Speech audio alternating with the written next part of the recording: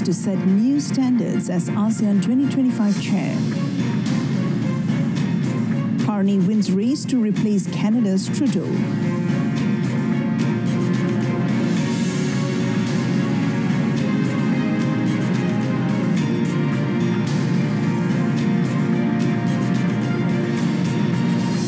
Good afternoon and Salam Malaysia Madani. Thanks for joining us.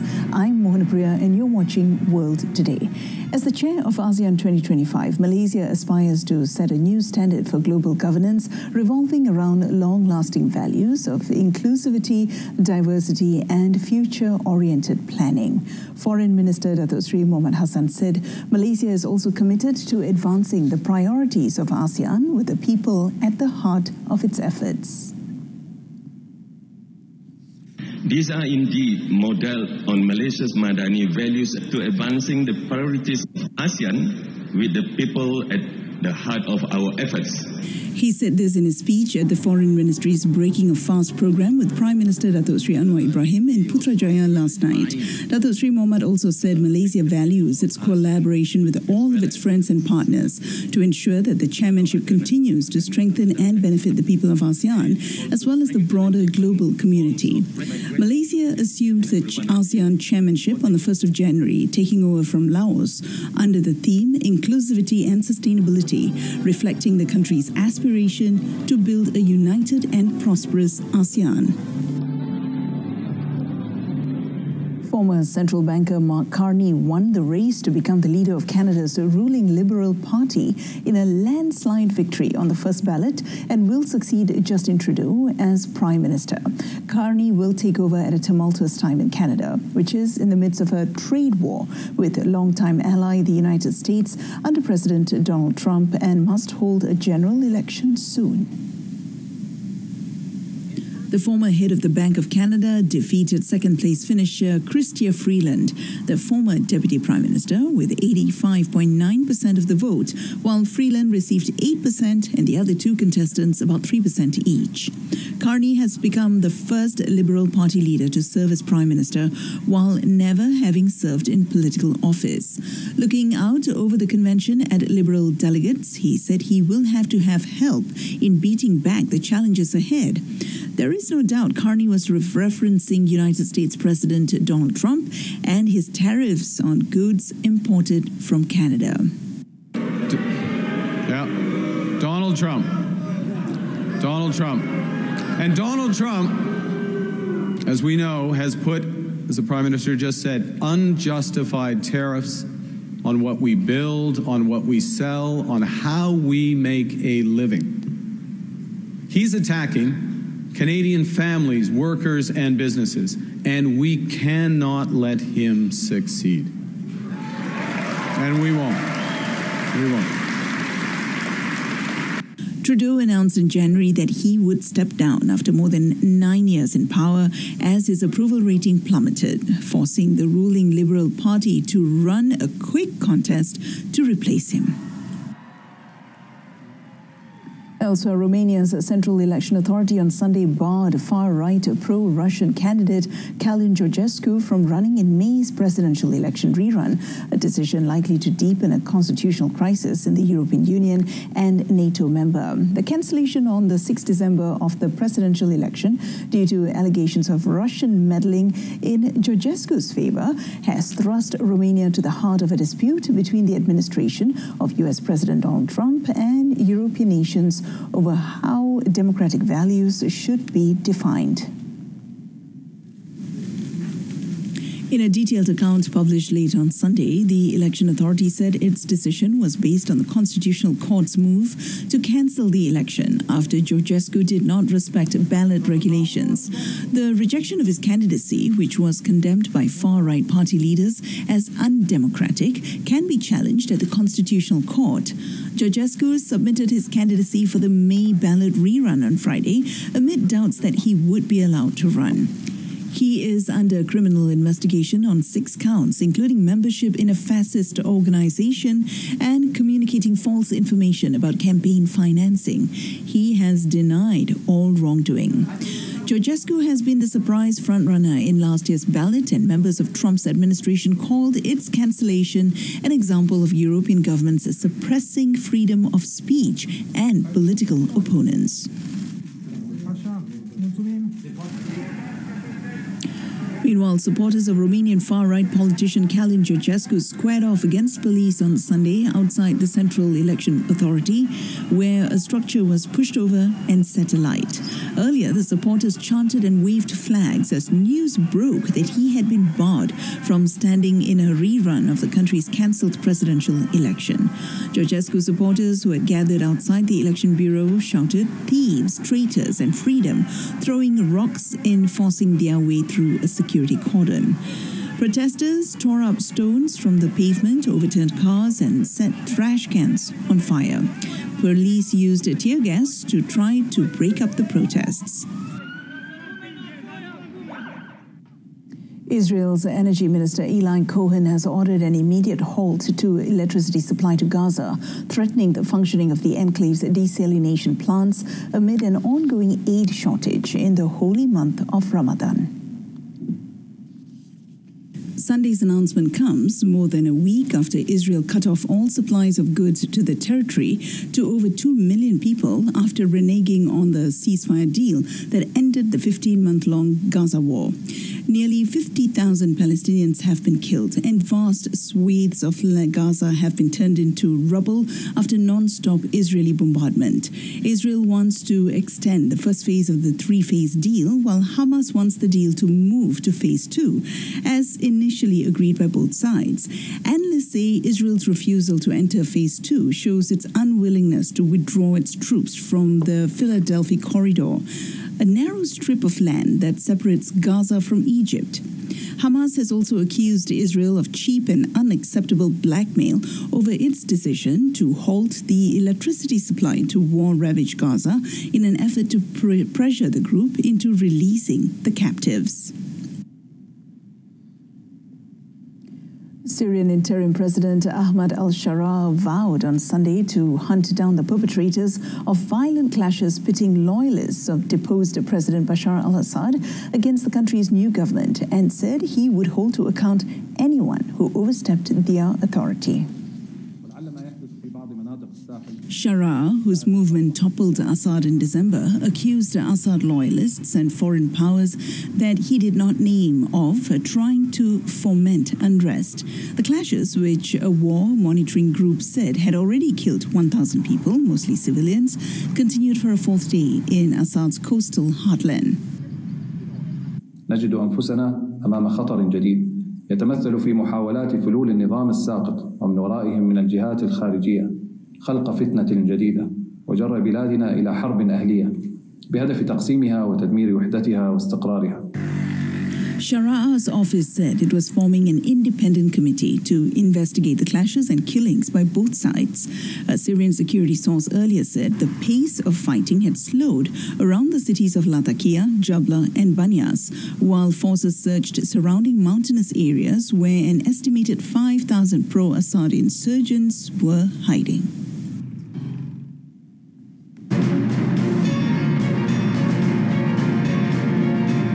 Next, 7-Eleven Japan to explore sell-offs with ACT ahead of potential merger.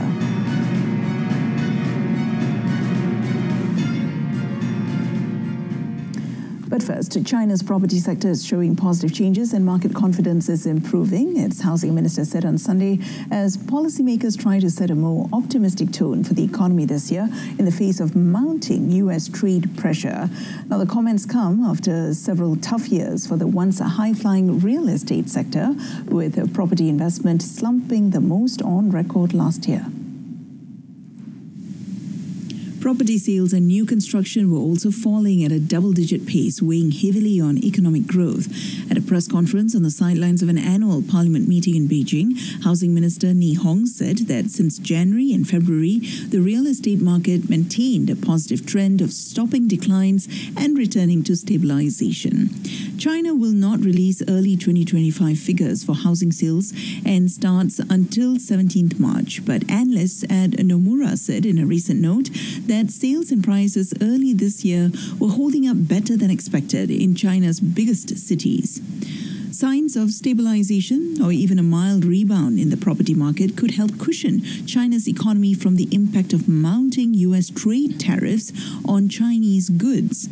Official data showed on Sunday that deflationary pressures deepened last month as households remained cautious about spending amid job and income worries.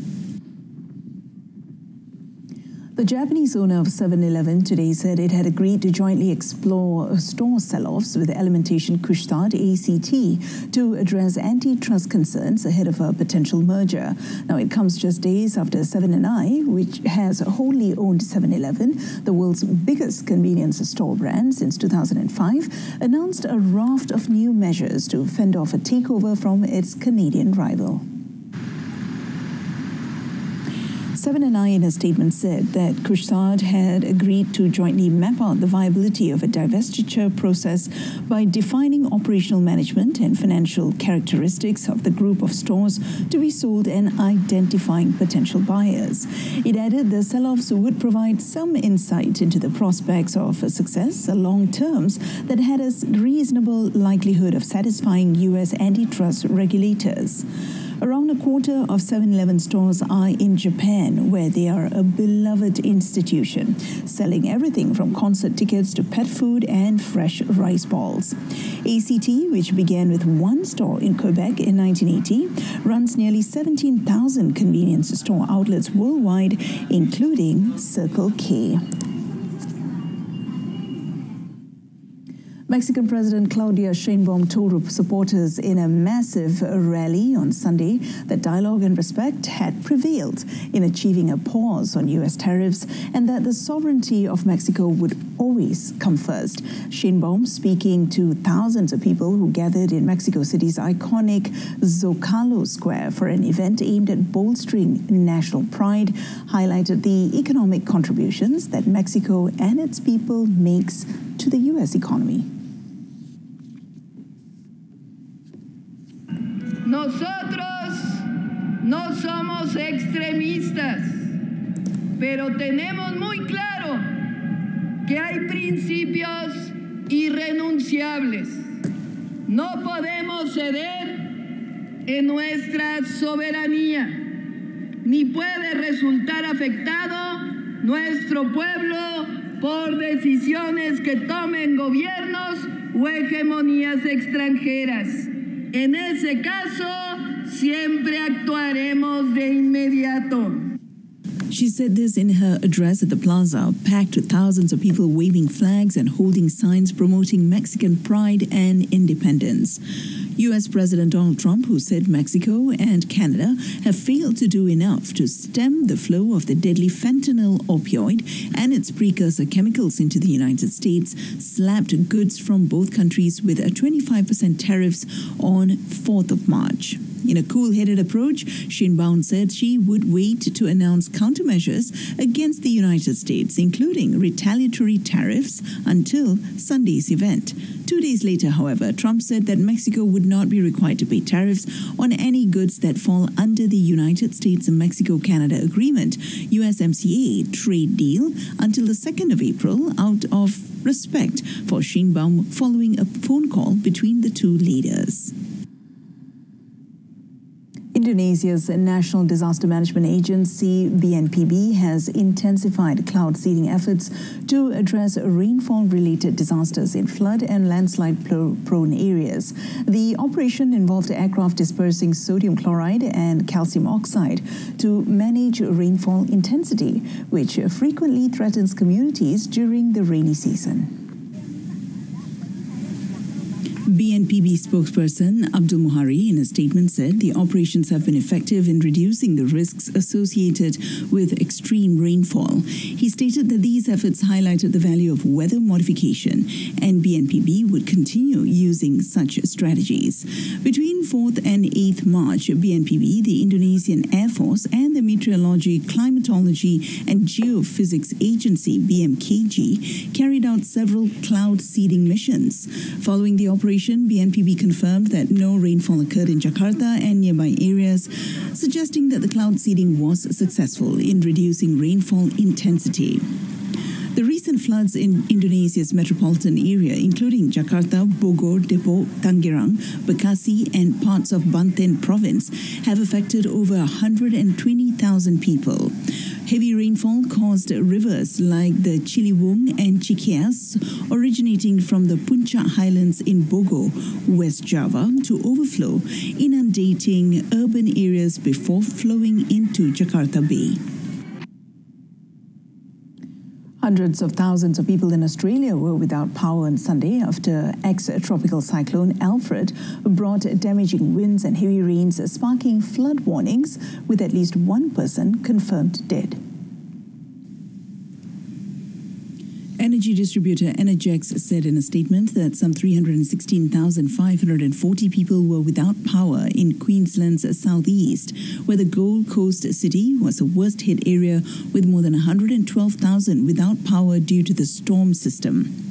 Prime Minister Anthony Albanese told reporters in Canberra that a man had died in floodwaters in northern New South Wales, while warning people the situation in Queensland and northern New South Wales remains very serious due to flash flooding and heavy winds. The ex-tropical cyclone reached the Queensland coast on Saturday as a tropical low after 16 days as a cyclone, prompting preparations by millions of residents. State capital Brisbane was spared the brunt of the storm's impact, which was also felt in southern neighbour New South Wales state.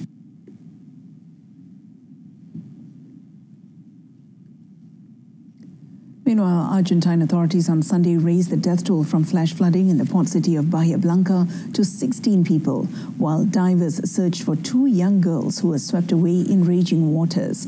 President Javier Milei, in a statement, said that his office will declare 3 days of national mourning and directed all areas of the national government to remain dedicated in assisting the victims in this moment of sorrow for all Argentines.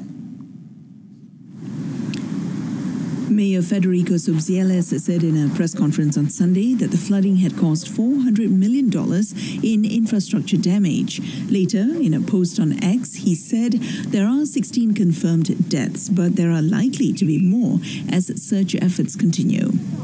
Meanwhile, the disappearance of the 2 sisters, aged 1 and 5, has shaken the nation, with authorities on Sunday confirming details of the tragedy. Provincial Security Minister Javier Alonso told local media that the girls were on the roof of a van with their mother when a wave of water ripped them away. Divers were continuing to search the area where more than a meter of water remained. The government has authorized emergency reconstruction aid of 10 billion pesos. Bahia Blanca has suffered past weather-related disasters, including a storm in December 2023 that claimed 13 lives. It caused houses to collapse and provoked widespread infrastructure damage. 2 suspects have been arrested in connection with a gang rape of 2 women, including a tourist, and the death of a man near a UNESCO World Heritage Site in India. It was reported that a group of 2 women and 3 men were attacked late Thursday near the group of monuments at Hampi, an ancient village in the South Indian state of Karnataka. The group were attacked by individuals on a motorcycle while stargazing on the banks of a canal in Koppal after refusing to give them money. The attackers threw the men, who were from India and the US, into the canal before sexually assaulting both women. One of the 2 men from India was confirmed dead after police recovered a body from the canal on Saturday. Police said on Sunday that they were continuing the investigation and would take all necessary measures to prevent such incidents from recurring. Both women, a tourist and a local homestay owner, were taken to hospital where they are receiving treatment. It was reported that Malish alias Handimala, 22, and Chetan Sai Silekyata, 21, were arrested on Saturday, while police are continuing to search for a 3rd suspect. It comes only weeks after an Indian court sentenced the rapist and murderer of a 31-year-old doctor to life in prison.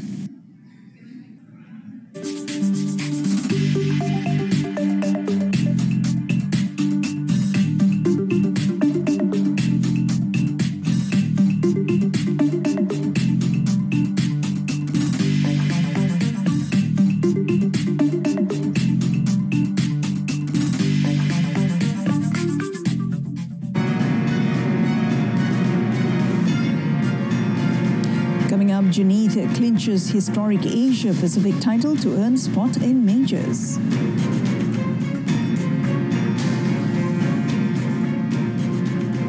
But first, some badminton news. National men's doubles shuttler Ong Yu-sin is wary of the threat posed by home pair Ben Lane and Ian Vendy as they gear up for their first round clash at the All England starting Tuesday.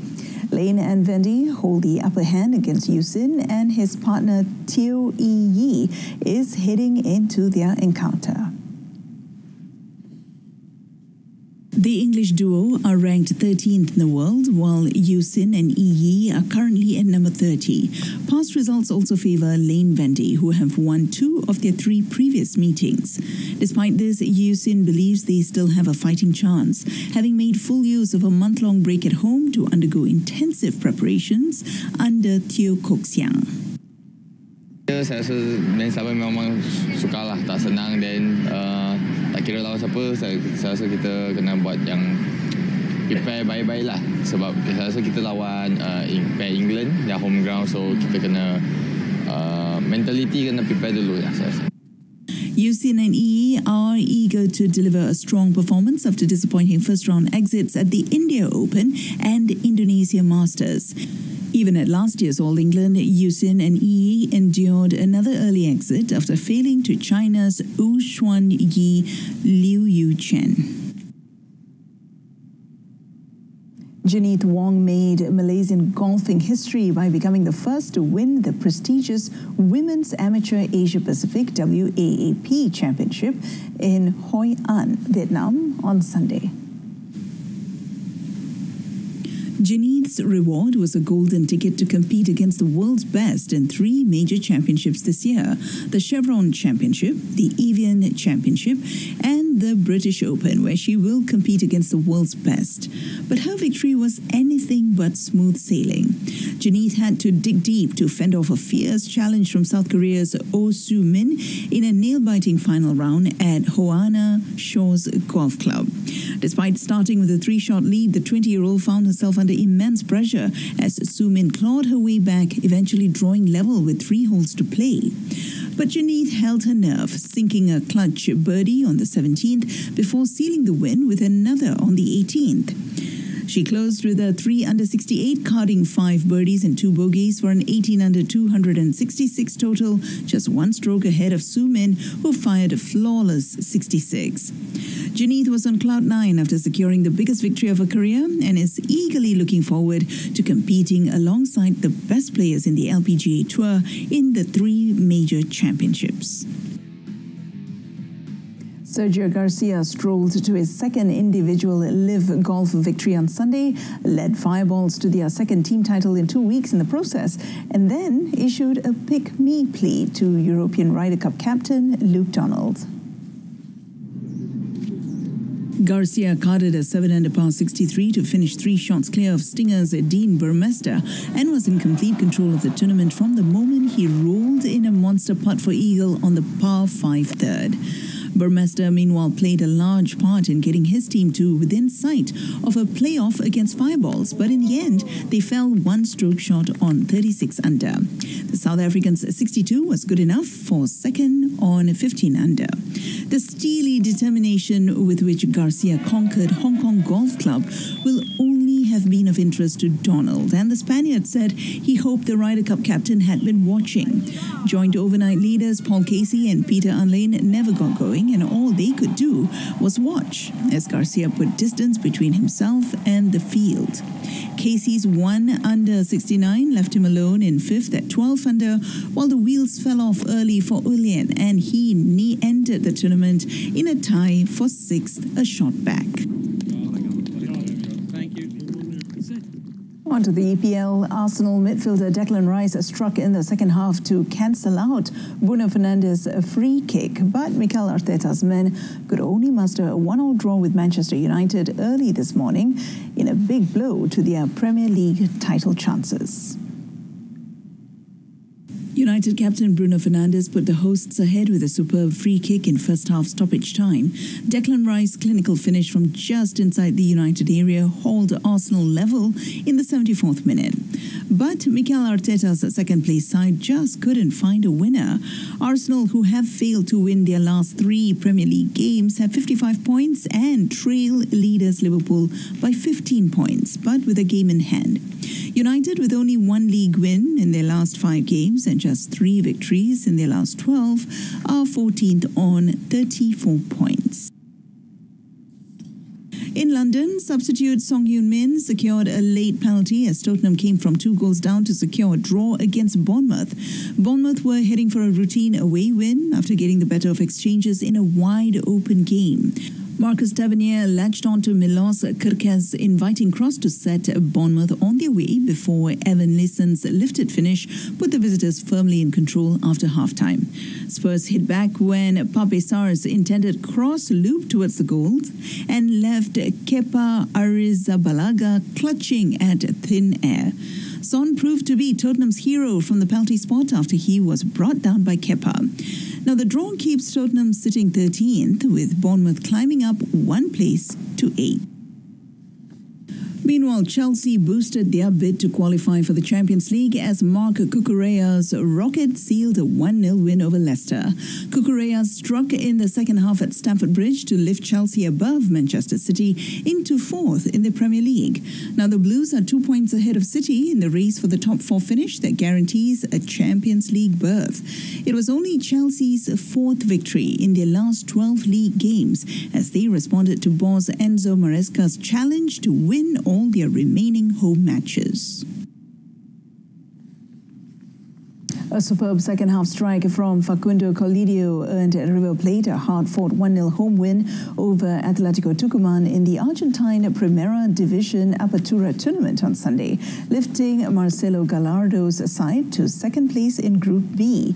Now, River moved to second with 18 points, 2 behind leaders Independiente and 1 ahead of Rosario Central, who have a game in hand.